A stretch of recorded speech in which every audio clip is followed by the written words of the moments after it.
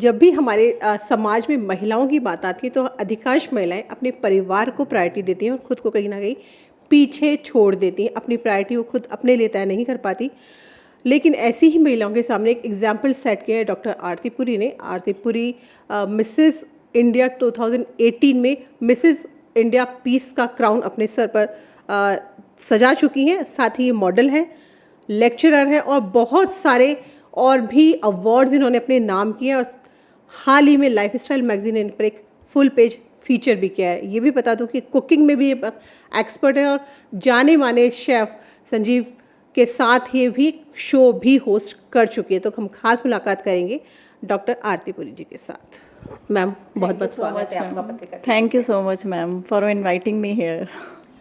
सबसे पहले मैं जानना चाहूँगी, लाइफस्टाइल मैगजीन ने आपको पूरा फुल पेज फीचर किया जी, इसके बारे में बताइए किस तरह से हुआ ये? मैम इन्होंने मुझे सितंबर मंथ में अप्रोच किया और कि ये ऐसी फीमेल्स को फीचर कर रहे थे जिन्होंने कुछ ना कुछ डिफरेंट किया हो अपार्ट फ्रॉम जो एक डेली रूटीन की उनकी जॉब है या घर परिवार है उसके अलावा। तो सितंबर में इन्होंने मिस्टर अमन बत्रा थे, उन्होंने मुझे अप्रोच किया और मैंने उनको अपना प्रोफाइल भेजा तो उनको काफ़ी अपीलिंग लगा। उन्होंने कहा हम आपको फ़ीचर करना चाहते हैं। तो आई सेड ओके। तो उन्होंने फिर मुझसे एक छोटा सा हमारा टेलीफोनिक इंटरव्यू हुआ जिसमें मैंने उनको अपनी जो सारी पूरी स्टार्टिंग से फ्रॉम जो मेरी जर्नी थी जब मैं अनमैरिड थी तब और उसके बाद की भी कैसे मेरा स्ट्रगल रहा, कैसे रहा, सारी चीज़ें मैंने उनको बताई। तो उनको काफ़ी अपीलिंग लगी कि आप एक एग्जाम्पल सेट कर सकती हैं उन महिलाओं के लिए जो आगे अपनी लाइफ में कुछ करना चाहती हैं अपनी जिम्मेदारियों को निभाते हुए। तो उन्होंने अप्रोच किया, फिर मैंने उनको ये सब चीज़ें बताई तो फिर उन्होंने मुझे अपनी मैगज़ीन में फ़ीचर किया और रिज़ल्ट आपके सामने है। अक्टूबर में ये मैगज़ीन लॉन्च हुई है जिसमें मेरा फुल पेज फ़ीचर किया गया है। कुकिंग का भी आपको शौक़ रखती हैं आप? ये शौक़ आपको क्या शादी के बाद हुआ या शादी से पहले से था? और कुकिंग शो भी आपने होस्ट कर लिया? जी, कुकिंग मैं कहूँगी कि मुझे विरासत में मिली है। मेरी मॉम और जो डैड हैं वो बहुत अच्छे कुक हैं, मतलब स्पॉन्टेनियस कुक हैं। और मैं अम्बाला कैंट नाम की एक छोटी सी जगह से बिलोंग करती हूँ। बहुत बड़ा शहर नहीं है अम्बाला कैंट, लेकिन वहाँ जितने रिसोर्सेज थे, जो भी अवेलेबिलिटी थी, जितना मुझे सीखने को मिला, मैंने लर्निंग बाय डूइंग जिसको कहते हैं वही किया। और वो करते हुए मतलब ये कह देते हैं कुछ चीज़ें आपके खून में ही होती हैं, तो शायद कुकिंग मेरे खून में ही थी। Cooking is like a therapy to me, passion to me. तो उसी को मैंने परस्यू करते हुए फिर जब मेरी शादी हुई और शादी के बाद जब मैं जयपुर शिफ्ट हुई तो यहाँ मुझे 2010 में मैंने इस चीज़ को थोड़ा सा और परस्यू करना शुरू किया। और 11 में संजीव कपूर जी का एक शो आया था, फूड महा चैलेंज इंडिया का सुपर शेफ़। तो उसके लिए सबसे पहले ऑडिशन हुए थे क्लार्क्स आमेर में, तो मैंने वहाँ दिया। फिर मैंने वहाँ रेसिपी ड्रॉप की अपनी। उस रेसिपी के बेस पे मेरे फर्दर ऑडिशन के लिए मुझे कॉल आया। जब मैं फर्दर ऑडिशन के लिए गई, शेफ़ राकेश बेदी थे, उन्होंने मेरा इंटरव्यू लिया और ऑडिशंस लिए और फिर मुझे फाइनल जो इनका शो था उसके लिए कास्ट किया गया। और मैं 1 महीना तक मुंबई रही हूँ। पूरे 13 एपिसोड का ये शो था जो शूट किया गया इन 2011 और पूरे 13 एपिसोड में। And I was in the top 4 finalist. और वहाँ मैंने बहुत सारे जो बॉलीवुड सेलिब्रिटीज़ हैं, बहुत रिनोन्ड शेफ्स हैं, उनके साथ काम किया। संजीव कपूर के साथ साथ माधुरी दीक्षित थी, वो भी मेन लीड में थी, उनके साथ हमने काम किया, जो एक बहुत ही वर्सेटाइल काइंड ऑफ एक्सपीरियंस था। और वहाँ मुझे अपनी जो एक्चुअल जो कुकिंग की जो स्किल्स हैं वो शोकेस करने का भी मौका मिला, जो मेरे लिए एक बहुत ही मेमोरेबल पूरा टाइम रहा। और आज उसी के तहत मैं प्लान कर रही हूँ कि मैं अपना खुद का एक यूट्यूब चैनल भी स्टार्ट करूँ कुकिंग का, और जल्दी उस पर मैं काम भी कर रही हूँ और जल्दी वो चैनल लॉन्च भी होगा। तो बहुत जल्दी हमारे जो दर्शक हैं उनको आपकी कुकिंग की जो स्किल है वो भी देखने को मिलने वाली है। बिल्कुल मैम, मैं अभी दिवाली के आसपास ही एक रेसिपी फर्स्ट जो मेरा यूट्यूब वीडियो आएगा उसमें मैं अपना फर्स्ट जो रेसिपी है वो शेयर करूंगी दिवाली के उपलक्ष्य में। और यहीं से मैं शुरुआत कर रही हूँ क्योंकि मुझे बहुत लोगों ने कहा कि आप में अगर कुकिंग को लेके कुछ स्किल है, कुछ कला है, तो आप क्यों नहीं लोगों को दिखाते हैं, शोकेस करते हैं। आजकल ये प्लेटफॉर्म इतना है सोशल मीडिया कि आप अपने टैलेंट को शोकेस कर सकते हैं अच्छे से। बहुत लोगों ने मोटिवेट किया, फैमिली ने, फ्रेंड्स ने। 1-2 मेरी फ्रेंड्स हैं जिनमें मैं स्पेशली मेंशन करना चाहूँगी। मेरी भाभी ने इंदु पुरी, और मेरी एक फ्रेंड है, बहुत क्लोज फ्रेंड है संपत, वो मुझे इतना मोटिवेट करती हैं कि आप कुछ करती क्यों नहीं हो, आप कुछ करती क्यों नहीं हो। तो उन्होंने मोटिवेट कर करके मुझे इस लेवल तक कि नहीं, अभी मैं प्लान कर रही हूँ कि मुझे स्टार्ट करना ही है। तो हमारे दर्शकों को किस तरह की कुकिंग देखने को मिलने वाली है और किस तरह का खाना आपको बनाना ज़्यादा पसंद है, वो भी थोड़ा बताइए थोड़ा। देखिए मैं अपने बारे में कहूँ तो मैं स्पेसिफिक नहीं हूँ, मुझे क्रिएट करना या इनोवेट करना बहुत पसंद है कुकिंग में। अगर आप शायद मुझे कहेंगे कि ये पर्टिकुलर एक चीज़ बना दीजिए तो मुझे उसमें इंटरेस्ट नहीं आएगा, मुझे उसमें कुछ नया क्रिएट करने में इंटरेस्ट आएगा। तो मेरा एक फोटे जो है या मेरी एक यूएसपी है वो यही है कि आप मुझे कुछ भी 4 चीज़ें दे दें, मैं उनमें से कुछ नया क्रिएट करने की सोचती हूँ। तो मेरी कोशिश यही रहेगी कि कैसे सिंपल तरीके से आप इनोवेटिव और क्रिएटिव कुकिंग कर सकते हैं, ऐसी रेसिपीज़ मैं अपने चैनल पर शेयर करूंगी और सबके साथ साझा करना चाहूँगी। तो दिवाली का मौका है मैम, कोई छोटी सी एक बहुत शॉर्ट एंड स्वीट सी कोई रेसिपी हमारे दर्शकों के लिए अगर बता सकें, खासतौर पे जो महिलाएं हमारा जो शो देख रही हैं। बिल्कुल, एक बहुत ही क्विक और इजी रेसिपी है। पान आइसक्रीम मैं बनाती हूँ जो मेरे सभी फैमिली फ्रेंड्स सबको बहुत पसंद आती है। सब बहुत मतलब उसको करते हैं, मतलब बहुत अप्रिशिएट करते हैं कि जब भी हम आए पान आइसक्रीम बनाइएगा। बहुत सिंपल है, कुछ नहीं करना। बेसिक जो एक वनीला आइसक्रीम होती है आपको वो लेनी है और उसके साथ आप 2 जो रेडीमेड पान हैं बस उसमें थोड़ा कत्था कम लगवाइएगा, वो आप बने बनाए मार्केट से ले आइए, उसको मिक्सी में ब्लेंड कीजिए और साथ में वो जो मेल्टेड आइसक्रीम है वो ऐड कर दीजिए और फिर उसको दोबारा सेट कर दीजिए और वो इतने यूनिक फ्लेवर देगी आपको। ओरिजिनल पान से वो जो आइसक्रीम बनेंगे। बहुत क्विक और इजी रेसिपी है और मैं चाहूँगी कि आप घर पर ज़रूर ट्राई करें और दिवाली पर जो बाहर की मिठाइयाँ आती हैं उसकी बजाय आप इस रेसिपी को ट्राई करें और डेफिनेटली आपके फ्रेंड्स और फैमिली सब इसको बहुत लाइक करेंगे। बहुत अच्छी सी रेसिपी आप लोगों को मिल गई, मुझे लगता है ट्राई करनी चाहिए। टेस्ट भी आप लोगों को पता चल जाएगा। बता ही रही है मैम कि पान की आइसक्रीम। दिवाली की बात चल रही थी, तो दिवाली का जो टाइम होता है, घर की शॉपिंग सब सफाई लोग कर चुकी है, महिलाएं कर चुकी है, शॉपिंग का टाइम है। अगर हम ट्रेंड की बात चले तो किस तरह का फैशन ट्रेंड है और दूसरा खुद को किस तरह से वो अपने आप को फिट किस तरह से रखे, किस तरह से तैयार होना चाहिए फेस्टिव सीजन में। देखिए महिलाओं के साथ एक थोड़ी सी मैं दिक्कत ये चाहूँगी, ये कहना चाहूँगी कि महिलाएं सब तरफ ध्यान देती हैं, फैमिली को, बच्चे को, लेकिन वो खुद को ध्यान नहीं देती हैं। Please love your self. सबसे पहले आप खुद से प्यार करना सीखिए। जब तक आप खुद से प्यार नहीं करेंगे शायद कोई आपसे प्यार नहीं करेगा। तो ये बहुत ज़रूरी है कि आप खुद को वैल्यू करें। और जहाँ तक स्टाइलिंग की बात कहेंगे, देखिए स्टाइल वो है जो आप अच्छे से कैरी कर पाएँ।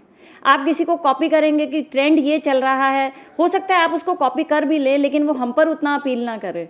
तो आप अपनी पर्सनालिटी को बेहतर ढंग से जानती हैं। बीइंग अ लेक्चरर मैं अपने स्टूडेंट्स को भी यही कहती हूँ कि आपकी पर्सनालिटी कैसी है ये आप बेहतर जानते हैं और कोई नहीं जानता। तो आपकी पर्सनालिटी को क्या सूट करेगा कि आप पर साड़ी अच्छी लगती है, आप लॉन्ग हैं, टॉल हैं, स्लिम हैं, तो आपको साड़ी बहुत अपील करेगी। आपकी स्किन टोन कैसी है, तो शेड्स जो आपको सूट करते हैं आप ऐसे शेड्स चुनिए। और कुछ होममेड जो रेमेडीज़ होती हैं आप, क्योंकि अभी दिवाली के दौरान बहुत साफ़ सफाई और ये काम रहता है, तो आप उनको यूज़ कीजिए। एलोवेरा है या फिर हल्दी हुआ, चंदन हुआ, इन चीज़ों को यूज़ करके अपनी स्किन का भी ख्याल रखिए। साथ ही साथ क्योंकि ये सीज़न चेंज हो रहा है, हेल्थ इश्यूज़ भी रहते हैं महिलाओं के साथ बहुत सारे, और टायर्डनेस भी हो जाती है क्योंकि काम बहुत ज़्यादा रहता है। तो उसके लिए भी थोड़ा सा मैं रेकमेंड करना चाहूँगी महिलाओं को कि अंजीर और दूध आप साथ में लें। ये बहुत ज़्यादा न्यूट्रिशियस भी होगा और आपको एक जो अंदरूनी जो ताकत होती है वो भी देगा और इससे आप हेल्दी भी फील करेंगी और एनर्जेटिक भी फील करेंगी। ये तो आपने महिलाओं की बात की, दूसरी महिलाओं के लिए आपने टिप्स दिए। मैं आपसे खुद के बारे में जानना चाहूँगी। 41 ईयर्स की जब थी आप, तब आपने शायद मिसेस इंडिया वाला जो कॉन्टेस्ट में पार्टिसिपेट किया था। 41 साल की तो अभी भी नहीं लगती है। ये कैसे, ये कैसे? मैम इसका क्रेडिट मेरी मॉम को जाएगा बिकॉज वैसे मैं बहुत ज़्यादा ऐसा कुछ करती नहीं हूँ। ये हेरिडिटी कह सकते हैं। My mom was like that, बहुत स्लिम ट्रिम थी, बहुत ज़्यादा पुट ऑन नहीं किया था। लेकिन हाँ, थोड़ा इसमें मैं कंट्रीब्यूशन ये भी देना चाहूँगी कि मैं थोड़ा अपना फिटनेस का ख्याल रखती हूँ। सुबह उठकर मैं 1 घंटा योगा, मेडिटेशन, और अभी मैं 3-4 महीने पहले विपस्सना एक मेडिटेशन टेक्निक है, मैं वो भी सीख कर आई थी और मैं विपस्सना भी करती हूँ, जो कि आपकी मेंटल हेल्थ के लिए बहुत इंपॉर्टेंट है। फिजिकल हेल्थ के साथ साथ हमें बहुत ज़रूरी है कि अपनी मेंटल हेल्थ का भी ध्यान रखें। तो उसके लिए आप मेडिटेशन कीजिए, साथ साथ योगा भी कीजिए, फिट एंड फाइन रहिए, खुश रहिए और दूसरों को भी खुश रखिए। हमने ब्यूटी पेजेंट में पार्टिसिपेट किया था, तो इसके पीछे की जो कहानी है वो मैं चाहूँगी हमारे दर्शकों को आप ज़रूर शेयर करें। 41 साल की उम्र में ऐसा क्यों लगा आपको कि मुझे ये कुछ अलग हटके करना चाहिए? आप तो लेक्चरर थी, अच्छे खासा आपका एजुकेशन से फील्ड से जुड़े हुए थे आप। बिल्कुल, मैं एजुकेशन से जुड़ी हुई हूँ, लेकिन जब मैं Gladrags Mrs India contest आता था, मॉरीन वाडिया उसको होस्ट करती थी, तो वो मुझे देखने का बहुत शौक था और मैं देखा भी करती थी। तो मुझे बहुत लोगों ने, मेरे फ्रेंड्स ने भी कहा और मेरे हस्बैंड ने भी कि तुम्हारी एज जितनी है उतनी रिफ्लेक्ट नहीं होती है, तो तुम क्यों नहीं ट्राई करती हो। बट ग्लैडरैक्स के साथ दिक्कत क्या थी कि वहाँ आपको स्विम सूट पहनना पड़ता है, तो मैं थोड़ा कंफर्टेबल नहीं थी। ऑल्दो मेरे हस्बैंड इस चीज़ के लिए रेडी थे कि ये कंपटीशन को हेल्दी कंपटीशन की तरह लो, क्या है आपको अगर पहनना भी पड़ जाए, बट मैं कंफर्टेबल नहीं थी। कुछ ना कुछ शायद कुछ वैल्यूज़ को लेकर या कुछ एक्सपोजर इतना नहीं मिला कभी भी लाइफ में, तो उसको लेके मैं कॉन्फिडेंट नहीं थी कि मैं अच्छे से कर भी पाऊँगी। तो फिर जब मैंने इस Mrs India queen of substance का देखा तो फिर मैंने उसमें अप्लाई किया। तो वहाँ स्विम सूट राउंड नहीं था, बस कोई भी शॉर्ट ड्रेस के साथ स्विमिंग जो पूल के साथ जो शूट था वो करना था। तो मुझे लगा ये मैं कर सकती हूँ, ये शायद मेरे दायरे में ही है। तो तब मैंने अप्लाई किया। ये मैंने अप्लाई किया था नवंबर 2017 में और पेजेंट था हमारा अप्रैल 2018 में। तो 6 महीने तक अलग अलग हमें टास्क दिए गए जो हमने परफॉर्म किए, और उसको परफॉर्म करते हुए अप्रैल में फिर ये जो पेजेंट था वो हुआ और उसमें मुझे मिसेस इंडिया पीस का जो टाइटल है वो मिला और आज मैं आपके सामने हूँ। तो कुछ खास तैयारी उस वक्त आपको करनी पड़ी थी, अलग से कुछ तैयारी की थी प्रेजेंट्स में पार्टिसिपेट करने के लिए? जी बिल्कुल। एक्चुअली आप समझ रहे हैं, जब आप नेशनल लेवल के किसी भी ब्यूटी पेजेंट में या ऐसी किसी चीज़ में जाते हैं तो आपको खुद पर बहुत काम करना होता है जी। आपकी फिटनेस को लेकर, आपकी ग्रूमिंग को लेकर, आपकी स्किन को लेकर, हर चीज़ पर आपको अपने काम करना होता है। तो उसका मैंने काफ़ी, ऑल्दो उस टाइम पर सर्कमस्टांसेस काफ़ी फैमिली में कुछ इश्यूज़ थे, इस वजह से थोड़ा सा मुझे कहीं कहीं दिक्कतों का भी सामना करना पड़ा। बट एक ज़ील थी, एक एंथुजियाज़म था या एक जोश था कि नहीं मुझे कुछ करना है। तो साथ साथ मैंने खुद पर भी ध्यान देते हुए उस पेजेंट में पार्टिसिपेट किया और ये टाइटल जीता। हस्बैंड का जैसे आप बता ही रहे थे तो पता चल रहा है कि सपोर्ट मिला था। बाकी फैमिली, आपके फ्रेंड्स, सोसाइटी, आसपास के लोगों का क्या रिस्पांस रहा? देखिए सबसे आपके लिए इम्पॉर्टेंट होती है आपकी फैमिली। सोसाइटी आपको सपोर्ट करे ना करे, जब मुझे याद है जब मैंने पीएचडी के लिए खुद को एनरोल किया था, मेरा बेटा उस वक्त 10th क्लास में था। तो मुझे आसपास वालों ने बहुत कहा कि तुम खुद, तुम्हारे बेटे का 10th है और इस टाइम पर तुम्हें कितना डिवोशन उसको देना चाहिए और तुम खुद अपनी पीएचडी करने जा रही हो। तो सोसाइटी ने बहुत क्रिटिसाइज़ भी किया उस चीज़ को लेकर, करने वालों ने। बट फैमिली का सपोर्ट था और सबसे इम्पॉर्टेंटली मेरी मदर इन लॉ का। क्यों, मैंने पीएचडी यहाँ से नहीं की, कोटा से की है, तो मुझे वहाँ 6 महीने रहना पड़ा। मैं हर वीकेंड पर आती थी और मंडे मॉर्निंग चली जाती थी। तो उस दौरान मेरी मदर इन लॉ ने फैमिली को संभाला, मेरे बेटे को संभाला। तो उनका जो कंट्रीब्यूशन है, मैं कभी मैं तहे दिल से उनकी शुक्रगुजार हूँ। वो आज इस दुनिया में नहीं है, लेकिन जितने भी मेरी पढ़ाई रही, ये जो भी रहा, उनका पूरा सपोर्ट रहा मुझे। हस्बैंड का रहा, बेटे का रहा और सबका रहा। शायद तभी मेरी जो शादी थी बहुत अर्ली एज में हो गई थी, 20 साल की उम्र में।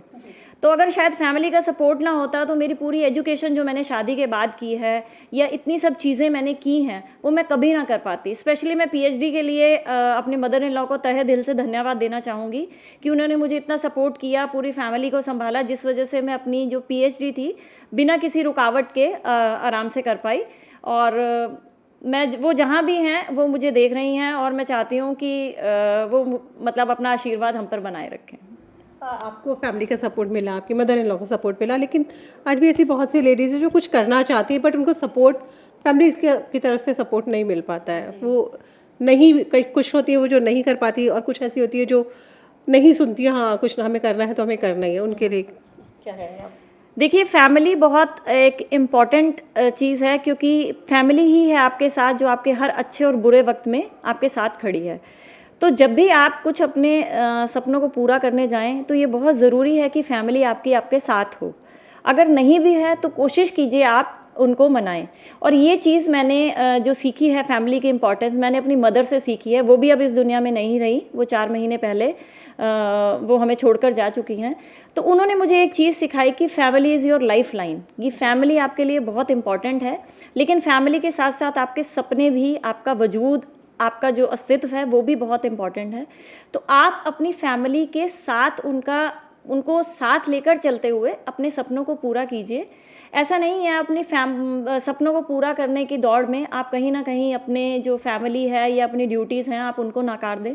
वो एक बहुत ज़रूरी चीज़ है, बीइंग अ लेडी, जो हमें करनी भी चाहिए, जो हमारी ड्यूटी भी है और जो मतलब मुझे लगता है कि एक बहुत इंपॉर्टेंट चीज़ भी है। तो आप अपने सपनों के साथ साथ अपनी फैमिली को भी लेके चलिए, देखिए सफलता ज़रूर आपके पास आएगी।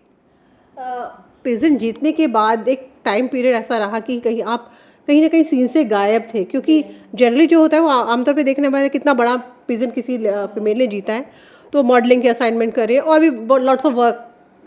आपने इस तरह से कुछ नहीं किया, कुछ खास वजह रही इसकी?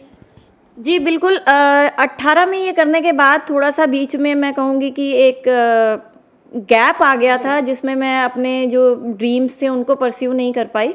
कुछ फैमिली रीजंस से, कुछ मदर इन लॉ की हेल्थ थी और भी कुछ इश्यूज हो गए थे, तो इस वजह से मैं मतलब प्रॉपर तरीके से पूरा जो अपना डिवोशन था इसे नहीं दे पाई। लेकिन अब मुझे लगता है कि जब भी आप कुछ करना चाहें लाइफ में कभी देर नहीं हुई है। आपकी इनिंग कब स्टार्ट होती है ये सिर्फ आपके एफर्ट्स पर डिपेंड करता है, आपके इनपुट पर डिपेंड करता है। आप लाइफ में कभी भी शुरुआत कर सकते हैं इररिस्पेक्टिव ऑफ द एज। आज शायद जब मुझे पीएचडी की डिग्री अवार्ड हुई थी आई वॉज 41 ईयर ओल्ड, तो मुझे सब मजाक करते थे मेरे टीचर भी कि तुम्हें बुढ़ापे में पीएचडी की डिग्री अवार्ड हो रही है। तो ठीक है, ये उनका परसेप्शन है, लेकिन मुझे लगा कि नहीं, पढ़ने की कोई उम्र नहीं होती, सीखने की कोई उम्र नहीं होती और अपने सपनों को पूरा करने की कोई उम्र नहीं है। जब आपको लगे आप कर सकते हैं तो वही कोशिश मैंने की और बीच में कुछ रहा कुछ ऐसी प्रॉब्लम्स की वजह से, लेकिन अब मैं फिर से उस चीज़ को दोबारा परस्यू कर रही हूँ एक नई अप्रोच के साथ, एक फ्रेश एंथुजियाज्म के साथ मैं एक नई शुरुआत कर रही हूँ और मैं उम्मीद करती हूँ मुझे आप लोगों का प्यार और सहयोग मिलेगा। बहुत सारे अवार्ड्स भी आपके खाते में हैं जी, मैं चाहूँगी उनके बारे में हमारे दर्शकों को बताइए। जी बिल्कुल। जब मैंने पेजेंट जीता तो उसके बाद ठीक है मैं बहुत ज़्यादा कुछ नहीं कर पाई, कुछ फैमिली रिस्पॉन्सिबिलिटीज़ की वजह से, लेकिन फिर भी कहीं ना कहीं जो अंदर एक ज़ील होती है और आपको एक अंदर से एक स्पार्क जो होती है वो आपको कहीं खाली बैठने नहीं देती है। तो इसके साथ इसी के तहत मैंने काफ़ी जगह अप्लाई भी किया।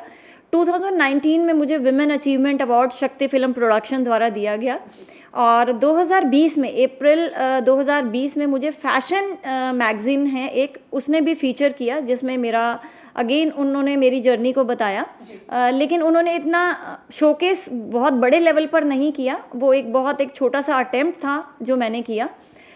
2021 में अप्रैल 2021 में मुझे जयपुर रत्न से सम्मानित किया गया और अभी जो सितंबर की मैं बात करूँ रिसेंट, तो लाइफस्टाइल मैगज़ीन ने मेरी पूरी जर्नी को फीचर किया है अपनी मैगज़ीन में, जो ओवरसीज़ भी काफ़ी पॉपुलर है मैगज़ीन।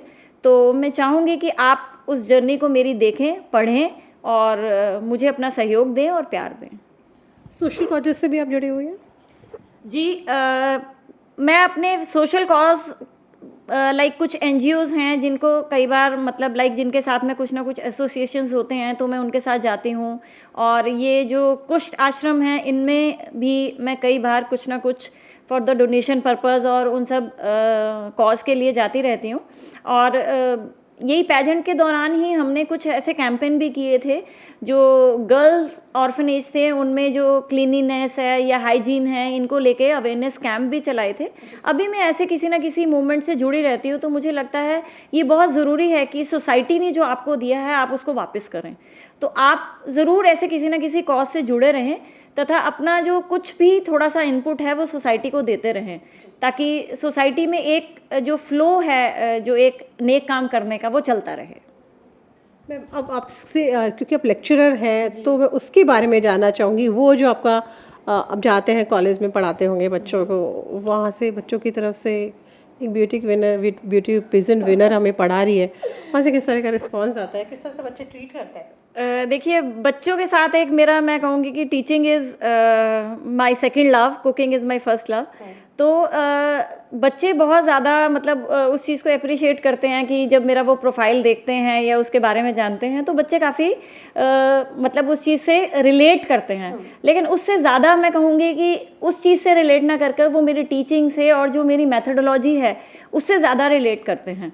और मैं जहाँ तक अपने स्टूडेंट्स का सवाल है, मैं सिर्फ उनको वही नहीं देती हूँ जो एक सिलेबस में प्रिस्क्राइब चीज़ें हैं या करिकुलम में हैं। मुझे लगता है आज के टाइम पे इस कॉम्पिटिटिव वर्ल्ड में जो बच्चों के लिए ज़रूरी चीज़ें हैं जो उनको पता होनी चाहिए, आनी चाहिए, मैं कोशिश करती हूँ कि वो अपने स्टूडेंट्स को दे पाऊँ, ताकि वो जो आने वाली जो उनकी लाइफ है उसके साथ अच्छे से कोप अप कर पाएँ।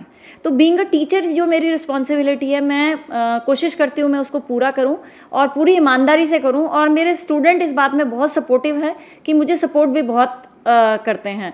तो आई एम लकी कि मुझे हमेशा बहुत अच्छे स्टूडेंट्स मिले जिन्होंने मुझे सपोर्ट भी किया, मुझे इनकरेज भी किया और साथ साथ मुझे अप्रिशिएट भी किया। सब्जेक्ट क्या पढ़ा रहे हैं और कहाँ पर अभी आप काम कर रहे हैं, उसके बारे में मैम मेरी जो पीएचडी थी वो इंग्लिश लिटरेचर में है। वैसे मैं सब्जेक्ट एजुकेशन साइकोलॉजी भी पढ़ाती हूँ और इसके साथ साथ मैं इंग्लिश भी पढ़ाती हूँ।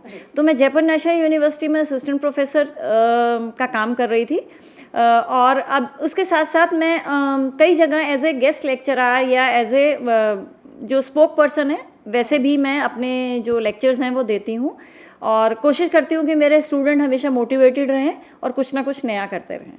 मैं मोटिवेशन की बात करें तो आप मोटिवेशनल स्पीकर भी हैं जी, लेकिन स्टूडेंट्स के लिए हाँ, काफ़ी लोगों की मैं काउंसलिंग भी, लोग कहते हैं कि आप बहुत अच्छी काउंसलिंग करते हैं, आप बहुत अच्छा मोटिवेट करते हैं। पता नहीं, मैं इस चीज़ के लिए कोई डिस्क्लेमर नहीं देती हूँ, बट हाँ, अगर मुझे लगता है कि किसी मेरे जानने वाले को या किसी मेरे फ्रेंड को किसी भी तरह की कोई ऐसी काउंसलिंग की ज़रूरत है या मोटिवेशन की ज़रूरत है, वो अपने ज़िंदगी के उस फेस में है जहाँ चाहिए किसी का हाथ चाहिए, तो वो हाथ मैं उसको ज़रूर देना पसंद करती हूँ ताकि मैं उसको उस अंधेरे से निकाल पाऊँ जिस अंधेरे में वो अभी है। और मैं अपने स्टूडेंट्स को भी लगातार मोटिवेट करती रहती हूँ कि आप अपनी पर्सनालिटी को पहचानिए, आप एक्चुअली क्या हैं उस चीज़ को फाइंड आउट कीजिए, एक्सप्लोर कीजिए अपने बारे में ज़्यादा क्या है, तभी आप अपने साथ जस्टिस कर पाएंगे। अदरवाइज़ अगर आप दुनिया की भीड़ में हैं और दूसरों को फॉलो कर रहे हैं तो आप ट्रेंड कभी नहीं सेट कर पाएंगे। आपकी फैमिली के बारे में मैं थोड़ा सा जानना चाहूँगी। जी, अभी करंटली हम लोग मेरी फैमिली में मेरे हस्बैंड हैं, एक बेटा है, मेरा बेटा डीजे है और म्यूज़िक प्रोड्यूसर भी है। तो अभी हस्बैंड हैं और बेटा है। इसके अलावा मेरी मदर इन लॉ है जो अभी हमारे साथ नहीं रही हैं। I lost my mother also few months back. और बाकी मेरे फादर हैं और जो मेरे ब्रदर हैं वो लोग सब अम्बाला सेटल्ड हैं, वहाँ रहते हैं। तो करंटली अभी जयपुर में हम 3 लोग ही हैं फैमिली में। तो आपकी एजुकेशन वगैरह सब अम्बाला से हुई है और शादी के बाद आप जयपुर हैं? नहीं मैम, मेरी जो एजुकेशन है, जैसे कि मैंने बताया, मेरी बहुत अर्ली एज में शादी हो गई थी। मैं 20 साल की थी जब मेरी शादी हो गई थी और उस टाइम पर मैं सिर्फ ग्रेजुएट थी। और मैं आपको एक चीज़ और बताना चाहूँगी, मैं आर्किटेक्ट भी हूँ। तो मैं पहले आर्किटेक्ट एज अ वर्क करती थी। मैंने आर्किटेक्चर असिस्टेंटशिप का कोर्स किया हुआ है state board of technical education Chandigarh से।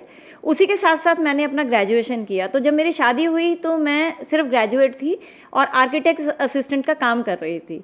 तो लेकिन उस टाइम पर बच्चा क्योंकि बहुत छोटा था और अम्बाला जैसे छोटे से शहर में आर्किटेक्चर का इतना स्कोप नहीं था, तो मुझे लगा कि मुझे स्विच करना चाहिए। तो उस टाइम मैंने अपना जो करियर था वो स्विच किया और मैं एजुकेशन में आई।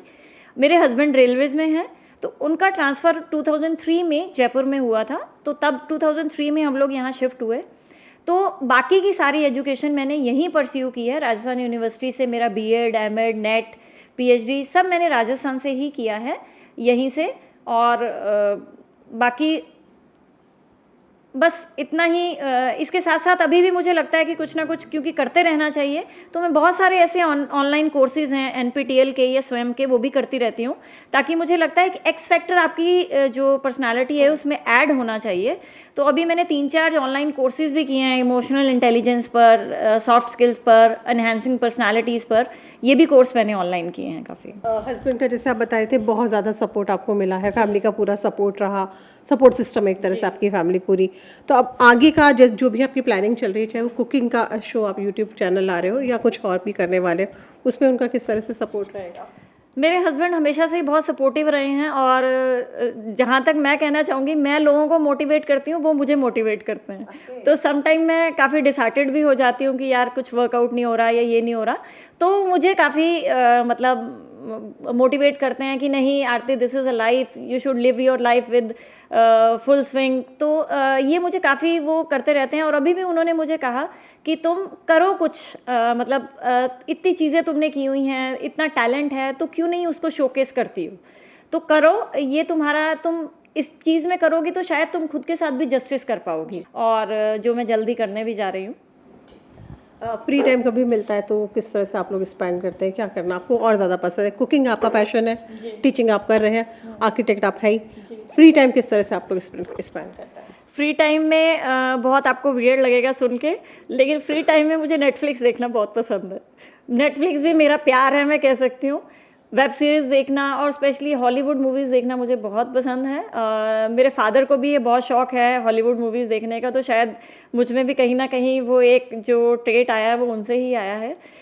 I love watching Hollywood movies. और कुछ जो खाली अगर टाइम है तो मैं जगजीत सिंह की गज़लें सुनना बहुत पसंद करती हूँ। आराम से रिलैक्स आप बैठे हों, जगजीत सिंह की गज़लें चल रही हों और एक पूरा माहौल बन जाता है, तो ये सब चीज़ें मुझे अपने फ्री टाइम में करना पसंद। गाने का शौक़ भी है क्या आपको?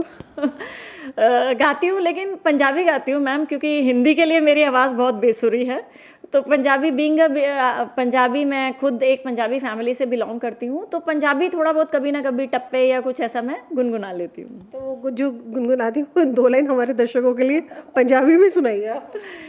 जी ज़रूर। बट मेरी आवाज़, जैसे कि मैं एक डिस्क्लेमर देना चाहूँगी कि मेरी आवाज़ बहुत अच्छी नहीं है, फिर भी मैं कोशिश करती हूँ।